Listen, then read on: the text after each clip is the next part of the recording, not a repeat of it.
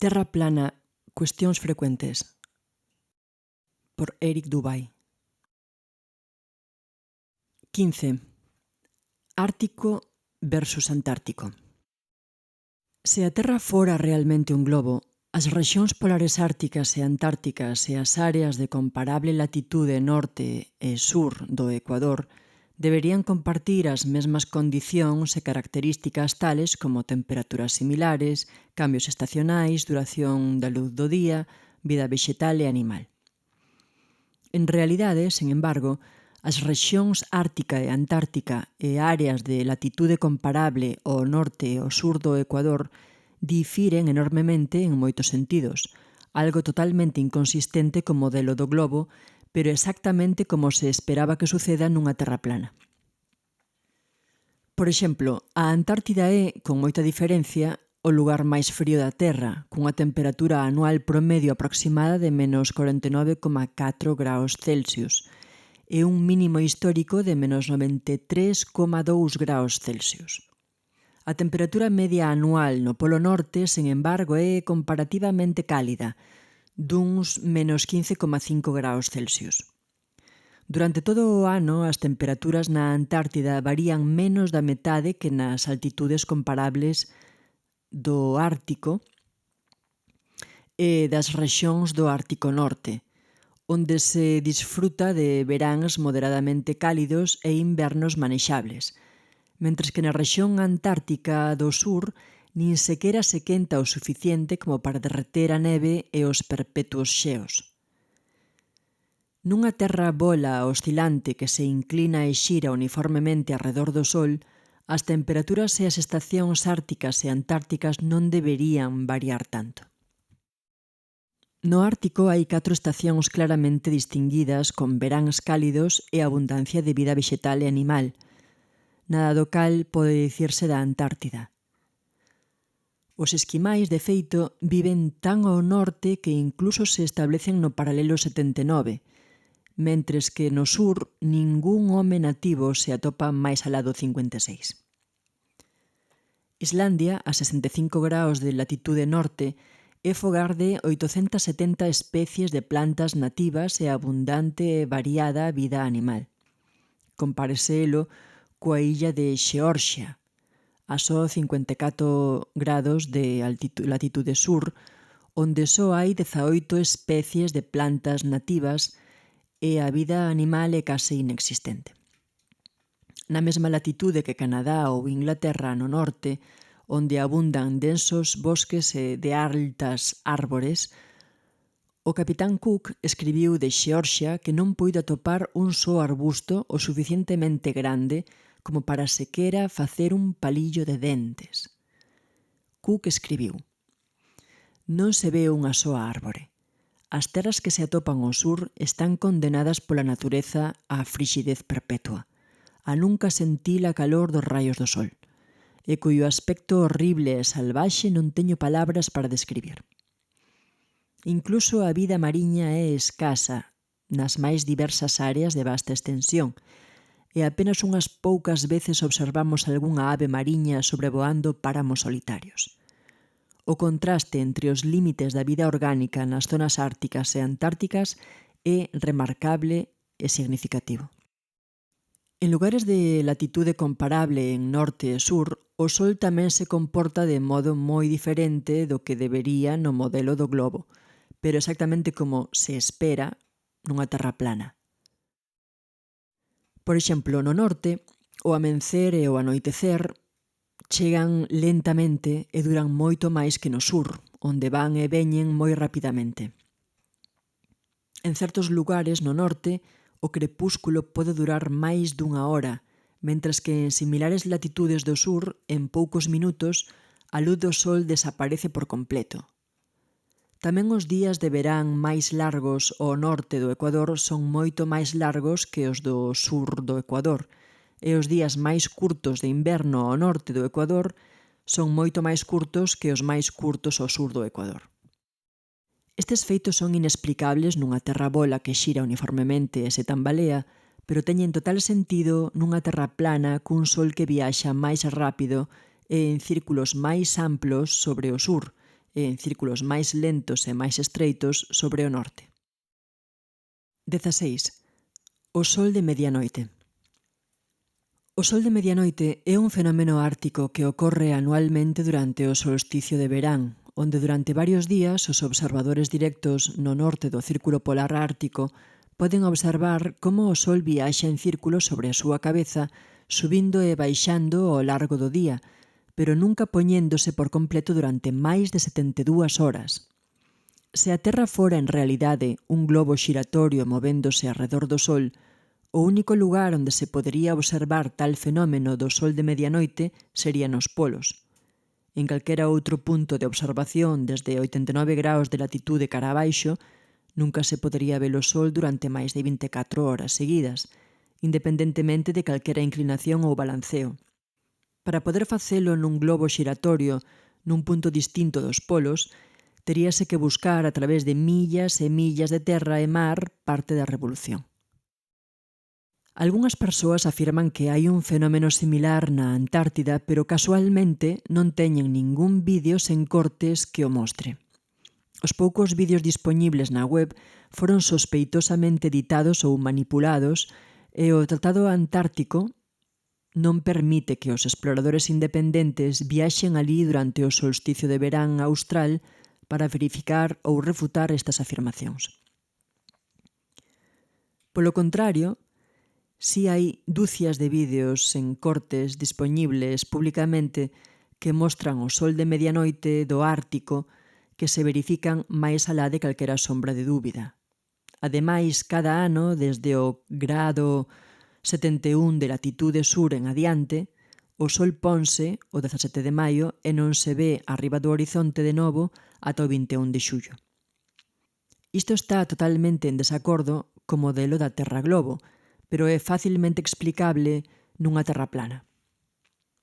O sol de medianoite vese dentro do círculo ártico durante o solsticio de verán porque o sol no seu ciclo circular máis interno xira nun círculo suficientemente cerrado arredor do centro polar e permanece constantemente visible sobre o horizonte para quen se ache en tal punto de observación. Do mesmo modo, nas latitudes do extremo sur, durante ese tempo, o sol desaparece por completo da vista durante máis de 2 meses, porque alí no Trópico Norte, no ciclo máis interno do seu viaxe de boomerang, está circulando o centro norte nun recorrido demasiado cerrado como para ser visto desde a lonxana circunferencia sur. 17. Polaris. No modelo heliocéntrico afírmase que a Terra é un globo que xira a miles de millas por hora arredor do seu eixe, mentres xira decenas de miles de millas por hora arredor do Sol, mentres todo o sistema solar circula arredor de centos de miles de millas por hora arredor da Vía Láctea e que a galaxia enteira atravesa millóns de millas por hora máis a través do espazo infinito. En realidade, ninguén na historia viu, oíu, sentiu ou mediu tales movementos, e todos podemos ver claramente por nós mesmos que Polaris, a estrela polar situada directamente sobre o polo norte centro da Terra, nunca se move noite tras noite, ano tras ano, século tras século, mentres todas as demais estrelas fixas permanecen fixas nas súas constelacións relativas, xirando en círculos perfectos ao seu arredor. Tales percorridos estelares arredor dunha estrela polar inmóvil vistos en fotos de time-lapse proban que son as propias estrelas as que se moven e non a Terra. Se a Terra fora realmente unha bola espacial tambaleante, inclinada e xiratoria, experimentando estes múltiples movementos contradictorios a través do universo, só se verían percorridos irregulares e aleatorios en espiral de estrelas, e o ceo nocturno nunca sería o mesmo 2 veces. Sería imposible que existiran constelacións se a Terra realmente estivera realizando todos eses teóricos movementos. Citando a obra 100 probas de que a Terra non é un globo, de William Carpenter, Por que, no nome do sentido común, os observadores deberían ter que fixar os seus telescopios sobre sólidas bases de pedra para que non se mova nin un pelo se a Terra sobre a que os alinean se move a razón de 19 millas, 30,5 kilómetros nun segundo? Certamente, crer que 6.000 millóns de toneladas están para sempre xirando, voando e lanzándose a través do espazo a unha velocidade que, en comparación ao disparo de bola de cañón, parecería un lento carro vello, cunha precisión tan infalible que un telescopio fixado nos pilares de granito nun observatorio non permitirá a un astrónomo de ollo de lince detectar variación no seu movemento cara adiante nin dunha milésima parte do ancho dun pelo e concebir un milagre comparado co cal todos os milagres postos xuntos caerían na insignificancia. Xa que en latitudes medias do norte poderíamos ver a estrela polar con só mirar pola ventá, e que por esa mesma ventá poderíamos vela durante todo o ano, iso é proba suficiente para calquera home nos seus cabales de que non fixemos ningún movemento e que a Terra non é un globo. 18. Sigma Octantis. Afírmase que Sigma Octantis é unha estrela polar central do sur similar a Polaris, arredor da cal todas as estrelas do hemisferio sur xiran na dirección oposta. Sen embargo, a diferencia de Polaris, Sigma Octantis non pode ser vista simultaneamente desde todos os puntos ao longo da mesma latitude. Non é central, senón que supostamente está ubicada un grao fora do centro. Non é inmóvil e, de feito, nin sequera se pode ver usando telescopios dispoñibles comercialmente. Hai unha razonable e lexítima especulación con respecto a se Sigma Octantis sequera existe. O modelo heliocéntrico afirma que as estrelas ao sur do ecuador xiran en dirección oposta arredor de Sigma Octantis, pero en realidade todas as luminarias xiran na mesma dirección desde o oeste arredor de Polaris, como sucede no domo dun planetario. Sen embargo, o noso planetario da Terra é demasiado grande para que calquera observador poida ver todas as estrelas simultaneamente desde unha soa ubicación, de modo que o seu movemento aparente, o seu ángulo e inclinación, cambian en función da perspectiva e a dirección exacta a que se mira. Citando A Terra non é un globo, polo Dr. Samuel Robotham, outra cousa é certa, que entre o ecuador e a estrela polar as constelacións da Osa Maior, Osa Menor e moitas outras se poden ver desde cada meridiano simultaneamente, mentres que no sur, desde o ecuador, nin a chamada estrela polar sur, nin a notable constelación da Cruz do Sur se poden ver simultaneamente desde todos os meridianos, mostrando que todas as constelacións do sur, incluindo a estrela polar, son barridas sobre un gran arco ao sur e a través do meridiano, desde a súa saída pola tarde ata a súa posta pola mañá. Pero se a Terra é un globo, Sigma Octantis, a estrela do polo sur, e a Cruz do Sur, unha constelación circumpolar austral, serían visibles ao mesmo tempo desde cada lonxitude na mesma latitude, como ocorre no caso da estrela do polo norte e as constelacións circumpolares nórdicas, o cal, sen embargo, non é o caso. 19. Sol local. Os máis eminentes astrónomos heliocentristas soan como se falaran sempre con perfecta precisión, pero históricamente tiveron notoriedade por cambiar de idea regular e drásticamente a fin de adaptarse aos diversos modelos. Por exemplo, Copérnico calculou no seu tempo a distancia do Sol á Terra en exactamente 3.391.200 millas, 5.457.607,3 kilómetros. Ao século seguinte, Johannes Kepler decidiu que, en realidade, a distancia era de 12.376.800 millas, 19.918.528,8 kilómetros. Isaac Newton dixo no seu tempo que non importa se o consideramos a 28 ou 54 millóns de millas de distancia, xa que con calquera delas funcionaría igual de ben. Benjamin Martin calculou entre 81 e 82 millóns de millas, 130.356.864 kilómetros, e 131.966.208 kilómetros.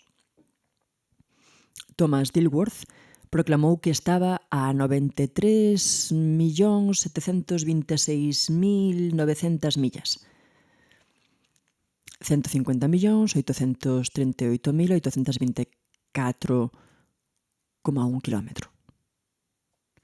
John Hind declarou que positivamente estaba a 95.298.260 millas,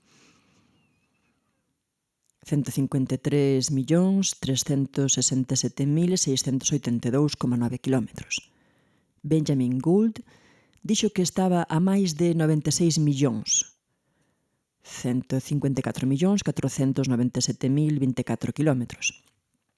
E Christian Meyer pensou que estaba a máis de 104 millóns, 167.371.776 kilómetros. Hoxe en día, os actuais teóricos heliocéntricos figuraron uns 93 millóns de millas, 150 millóns de kilómetros. Pero todas estas ridículas distancias son facilmente probadas como incorrectas, polo mesmo método que os terraplanistas usaron por séculos, medindo con sextantes e calculando con trigonometría plana. Tanto o Sol como a Lúa teñen aproximadamente 30 millas de diámetro, 50 kilómetros, e están a menos de 3.000 millas de distancia, 5.000 kilómetros.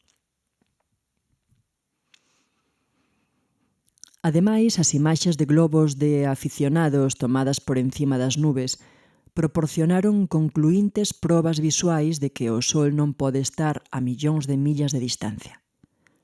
En varias tomas pódese ver un claro punto quente que se reflexa sobre as nubes directamente baixo o foco de influencia solar. Se o Sol estivera realmente a millóns de millas de distancia, un punto delimitado por unha forma tan pequena non podería ocorrer. Outra proba de que o Sol non está a millóns de millas de distancia encóntrase ao rastrear o ángulo dos raios solares ata a súa fonte, en riba das nubes. Hai innumerables fotos e vídeos que mostran como a luz do Sol descende entre as nubes que cobren o ceo en varios ángulos converxentes. A área de converxencia é, por suposto, o Sol, e claramente non está a millóns de millas de distancia, senón relativamente cerca da Terra. O feito de que os reflexos do Sol e a Lúa na auga sempre formen un traxecto en liña recta desde o horizonte ata o observador tamén proba que a Terra non é unha bola, xa que se a superficie da Terra fora curva, sería imposible que a luz reflexada se inclinara dobrándose sobre a bola. 20. Experimentos científicos. Varios experimentos foron realizados e repetidos por científicos notables como Albert Michelson, Edward Morley, George Airy e George Sagnac, demostrando que son as estrelas as que xiran arredor dunha terra inmóvil e non ao revés. Os resultados concluíntes dos seus experimentos non son contestados nin mencionados nos libros de astronomía modernos, senón que son convenientemente barridos baixo a alfombra para evitar que as mentes máis curiosas vexan a través das mentiras. Por exemplo, o experimento coñecido como a falla de Airy, xa que fallou ao querer confirmar a heliocentricidade, demostrou que as estrelas se moven en relación a unha terra estacionaria e non ao revés. Enchendo primeiro un telescopio con auga para disminuir a velocidade da luz no interior, logo calculando a inclinación necesaria para facer que a luz das estrelas baixe directamente polo tubo, Airy fallou en probar a teoría heliocéntrica, xa que a luz das estrelas viña no ángulo correcto sen que fora necesario cambio algún, probando así no seu lugar o modelo xeocéntrico. Os experimentos de Michelson-Morley, Michelson-Gale e Sagnac tamén intentaron medir o cambio na velocidade da luz debido ao suposto movemento da Terra a través do espazo. Pero despois de medir en todas as direccións diferentes posibles en varios lugares, todos fallaron en detectar calquer cambio significativo, demostrando novamente o modelo xeocéntrico inmóvil. Só resta dicir que estes 20 puntos apenas rascan a superficie e que hai moitas máis probas dispoñibles tanto no libro de William Carpenter, 100 probas de que a Terra non é un globo, como no meu propio libro de 200 probas de que a Terra non é un globo xiratorio.